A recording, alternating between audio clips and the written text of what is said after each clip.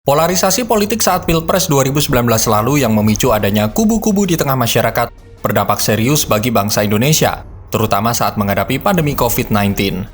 Kondisi makin diperparah dengan kontribusi para influencer serta keterbukaan informasi di media sosial tanpa sekat, membuat siapapun mudah menjelma menjadi sosok tokoh yang berpengaruh demi kepentingan.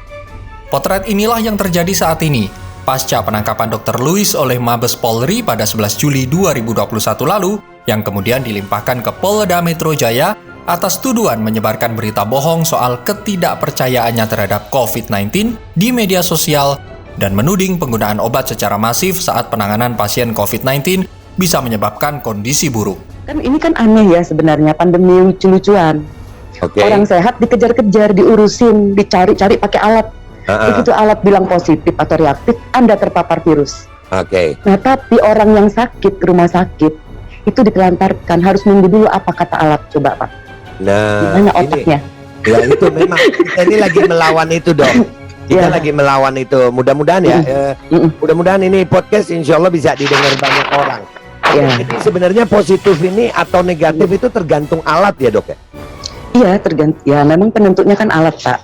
Siap. Tapi gini, logikanya aja di kedokteran itu tidak pernah mengajarkan bahwa boleh menjadikan alat sebagai diagnosa utama. Selalu anamnesa, harus ada keluhan dulu Pak.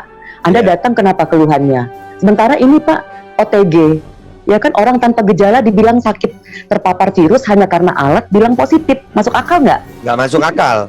Iya, makanya. Nggak masuk akal. Nah, jadi dari ilmu kedokteran ini kan udah ini melenceng sekarang, Pak. Ya, saya sendiri dok, saya sendiri ini minta maaf. Saya sendiri bingung sama COVID ini, dokter. Di mana-mana kita dibatasin. Saya juga nggak suka pakai masker dok. Saya sama kayak dokter. Apa gunanya masker gitu? Virus ini kan kecil. Virus ini kecil. Dia kalau masuknya lewat airborne Pak, kenapa cuman hidung? Kan dari kuping, mata, semua harus ditutup. Iya, makanya. Jadi saya mau tanya dok, menurut dokter sendiri, ada apa sih sama COVID ini kok sampai segede gini? Ini dari kacamata dokter. Namanya juga pandemi Pak. Pandemi ya, berarti. Nah, berdasarkan pengalaman sebelumnya, beberapa kali pandemi itu kan digagalkan oleh dokter Siti Fadila. Pasca statement Dr. Louis ini, muncul penentangan dari akun-akun lain, termasuk dokter-dokter via TikTok dan aplikasi medsos lainnya. COVID yang bisa tolong kalian hanya dokter-dokter yang STR-nya masih berlaku. Kalau nggak diperpanjang atau nggak berlaku, berarti ada something. And kalian seriously percaya sama orang yang ngomongnya kayak gini? This atau ini? Can't you see guys? Ini vitamin C 1000 mg per jam 3 kali berturut-turut. Batas atas vitamin C aja 2000 mg per hari. Kalau lebih bisa kayak gini. Nih ya, 2000 mg atau 2 gram. Kalian bisa baca. Yang kayak gini kalau dipanggil atau ditangkap nanti dibilang dibungkam. Kalau nggak dipanggil ya makin ngawur blas. Susah nguangel. Apa kita harus panggil Lord Rangga? Salah satu yang paling vokal menentang statement Dr. Louis yang tidak percaya COVID-19 adalah Dr. Tirta. Saya Dr. Tirta, terpaksa harus membuat live ini karena teman-teman netizen harus dicerahkan mengenai kasus yang baru beredar mengenai Ibu Louis. Ibu Louis ini mengaku sebagai dokter. Setelah dikonfirmasi ke Ketua ID Pusat Dr. Daeng dan saya konfirmasi ke Ketua MKEK, yaitu Dr. Pukovisa, beliau mengatakan bahwa Dr. Louis tidak terdaftar di anggota ID. Semua dokter di Indonesia harus terikat dalam profesi ID. Status dokternya dipertanyakan, STR beliau tidak aktif sejak 2017. Ibu Louis tidak menangani pasien pandemi, baik menjadi relawan ataupun praktek.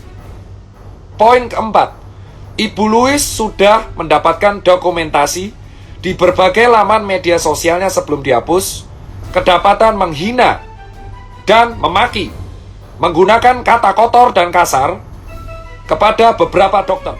Ya, terlepas dari itu, eksistensi dan statement Dr. Louis nyatanya sudah terlanjur menarik simpati netizen yang notabene memang satu suara dengan Dr. Louis, termasuk warganet yang sudah tidak percaya dengan pemerintahan Indonesia.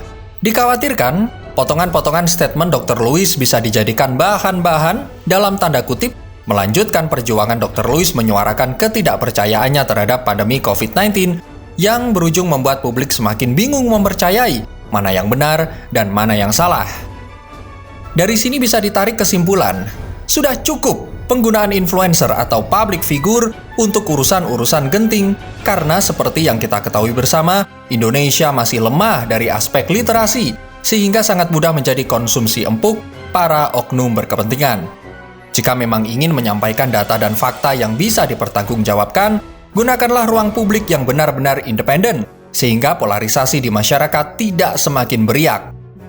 Namun masalahnya, media-media mainstream saat ini juga dikomandoi para elit-elit politik yang juga dikhawatirkan punya kepentingan pula.